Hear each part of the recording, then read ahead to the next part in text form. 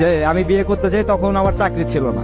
তখন ওর মা বাবা ডিরেক্ট বলে যে না, বিয়ে দিতে পারবো না। তখন ও সবার সামনে একটা কথা বলছিল, আমার এখনো পরিপূর্ণ ভাবে মনে আছে, আমি ওর সাথে চলে যাবো। ও আমাকে যদি রাস্তায় নিয়ে রাখে তাতেও আমি থাকবো। তোমাদের যদি ভালো লাগে তোমরা আমাকে দিতে পারো, আর যদি না দাও আমি নিজে চলে যাবো, আমাকে আটকাতে পারবো না। তো তখন কথাটা শুই না, মানে এতটা ভালো লাগছিল আমার, আমি আসলে বলে বোঝাতে পারবো না যে এত ভালোবাসতে পারে কেউ। তখন ওর ফ্যামিলি ওর গার উপর হাত উঠায়, হাত উঠানোর পরে আমি ওনাদের অনেক রিকোয়েস্ট করি, তারপর ওটা শুনে নাই।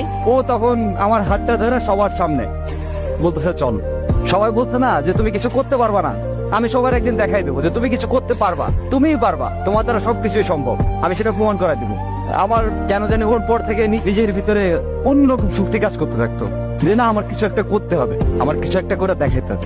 আমার ফ্যামিলি অবশ্য আমাদের দুজনকে মেনে নিছিল, অনেক ভালোবাসে আমাদের দুজনকেই। তো আমরা ভালোভাবে চলতেছে সবকিছু। আমার ওই যে জেদটা যে